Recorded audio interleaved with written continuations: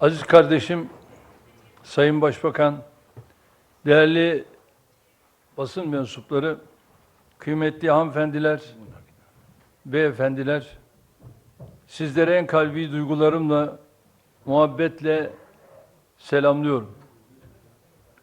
Pakistan İslam Cumhuriyeti Başbakanı kardeşim Sayın Shehbaz Sharif'i ve kıymetli heyeti İstanbul'da ağırlamaktan of Pakistan and his distinguished delegation here in Istanbul.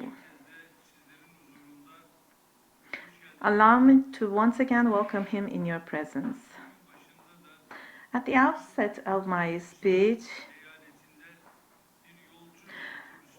I pray to Almighty Allah for mercy upon my Pakistani brothers and sisters who lost their lives yesterday in the tragic road accident in Balochistan province when a passenger coach plunged off a cliff. I convey my condolences to my brother Shehbaz Sharif on behalf of my country and my nation. Distinguished members of the press, in our talks today, we exchange views on regional and global issues, with a particular focus on our bilateral relations. First of all, the entire world has had a sigh of relief thanks to the calm achieved through the Islamabad Memorandum of Understanding. Recent reports in the international media have highlighted the challenges involved in the negotiation process. I would like to once again congratulate my dear brother, Prime Minister Shehbaz Sharif, as well as our Pakistani brothers and sisters, whose invaluable efforts played a major role in achieving this outcome. We too have supported and continue to support every step that will help to reduce tensions in our region and resolve issues through diplomatic means. We are closely monitoring the Israeli administration's provocations aimed at sabotaging the agreement, the Memorandum of Understanding. The Zionist massacre team responsible has tied its political survival to the continuation of conflicts in the region. And the Israeli occupying forces are also continuing their unlawful and inhumane attacks on the oppressed people of Gaza. The current war-addicted Israeli government must not be allowed to once again engulf our region in a smell of gunpowder and blood. Turkey seeks the establishment of an environment in which all the peoples of the region, regardless of their faith, can live in peace and security. We're also making every effort to create such an environment. Taking this opportunity, I think it is worth emphasizing the following point. No solution that does not draw strength from the will and contributions of the countries in the region can possibly be lasting. We'll continue to work in solidarity with our brotherly countries, foremost among them Pakistan, to strengthen peace, stability, and prosperity in our region. Distinguished members of the press, our solidarity with Pakistan continues in every field. We discussed the steps we can take to further enhance our trade and investment relations in a manner befitting the spirit of solidarity. And we discussed them all today. We have reaffirmed our target of increasing our trade volume to the previously set level of 5 billion US dollars.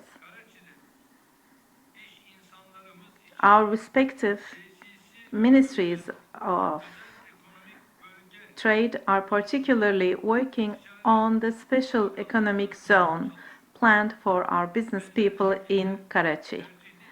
Similarly, negotiations are ongoing on expanding the scope of our preferential trade agreement.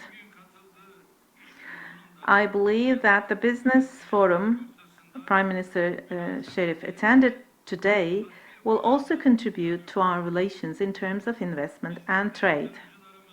We too encourage our investors to engage in more activities in Pakistan. Our cooperation in the defense industry is one of the cornerstones of our economic relations, and it continues to grow stronger with new projects each passing day. We are implementing these projects step by step, and I'm confident and I believe that they will further strengthen Pakistan. We want to deepen our cooperation with Pakistan in the fields of energy, transportation, critical minerals, and information technologies. Today, the Prime Minister and I reaffirmed our shared commitment once again. As I conclude my remarks with these thoughts, I hope that today's meeting and the decisions we have reached will lead to beneficial outcomes. Now I leave the floor to Prime Minister Shehbaz Sharif.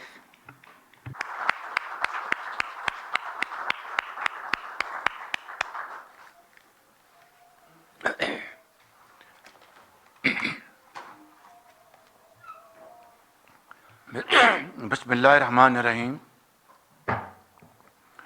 Your Excellency, my dear brother President Recep Tayyip Erdoğan, distinguished ministers, excellencies, members of the media, ladies and gentlemen, Assalamu alaikum and a very good afternoon. Let me once again take this opportunity to thank my dear brother President Tayyip Erdoğan for his warm welcome and gracious hospitality. It is always a pleasure to visit the magnificent city of Istanbul on the shores of the Bosphorus where history meets modernity and the rich cultures of both East and West thrive side by side. The great Turkish sage Yunus Emre beautifully said, "A heart makes the best home for a friend." No words could better describe the relationship between our two nations. Pakistan has always found a home in the hearts of the people of Turkey, just as Turkey lives in the hearts of every Pakistani. This unique friendship was forged through centuries of shared history, common faith, mutual sacrifice, and an enduring sense of brotherhood. Long before our two modern states came into being, our peoples stood together in moments that shaped the course of history. During the Turkish War of Independence, the Muslims of the subcontinent, led by the Ali brothers, stood shoulder to shoulder with their Turkish brothers and sisters. Mothers took off their bangles. Young daughters gave away their cherished jewelry, and countless families sacrificed their savings in remarkable expression of love and solidarity. But little did our forefathers know that this selfless generosity would one day be returned by the people of Turkey with even greater compassion, affection, and brotherhood. Turkey has always stood by Pakistan in difficult times, and Pakistan too, in its humble ways, has extended its support to Turkey during challenging moments. That spirit of solidarity was reciprocated with remarkable generosity whenever Pakistan faced adversity, whether during war, devastating earthquakes, or catastrophic floods. The people of Turkey stood firmly by Pakistan.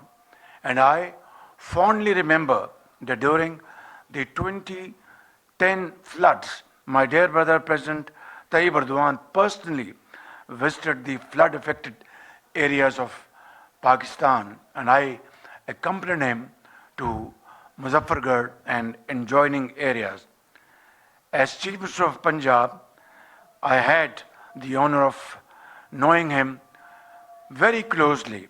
I also remember with deep appreciation the generosity of my respected sister, Madam Amine Erdoğan, who very kindly donated her own necklace to support the flood victims of Pakistan, a deeply and touching gesture that touched the hearts of millions of Pakistanis and came to symbolize the sincerity of Turkey's love and affection for the people of Pakistan. Under President Erdogan's instructions, Turkish company TOKİ established a modern hospital, a modern school, and model villages for the people of Muzaffargarh. Today, Recep Tayyip Erdoğan Hospital and Amine Erdoğan School continues to provide high quality medical treatment to patients and high quality education to our children. And this gesture is a lasting testament to Turkey's compassion and the enduring brotherhood between our two nations. This is why we proudly say Pakistan and Turkey are two hearts of one soul. Our shared heritage has also been enriched by towering personalities whose message continues to inspire humanity. The timeless wisdom of Maulana Jalaluddin Rumi and the visionary philosophy of Allama Muhammad Iqbal continue to inspire our shared journey. It's a matter of great pride that Allama Iqbal, who revered Maulana Rumi as his spiritual guide, is honored with a symbolic resting place beside his mausoleum in Konya, a powerful symbol of the enduring spiritual bond between Pakistan and Turkey. Excellencies, very few leaders of our time have demonstrated the vision, courage, and steadfast resolve that President Tayyip Erdoğan has shown over more than 2 decades of bold and dynamic leadership. Under his wise and sagacious leadership, Turkey has undergone a remarkable transformation economically, technologically, and strategically. He has strengthened Turkey's national prestige and confidence, preserved its independent voice, and elevated its standing as one of the most influential countries in regional and global affairs. Pakistan greatly values his friendship, his wisdom, and his consistent guidance and support. Ladies and gentlemen, earlier today I had the opportunity of addressing the Pakistan Turkey Business Conference, where I met distinguished members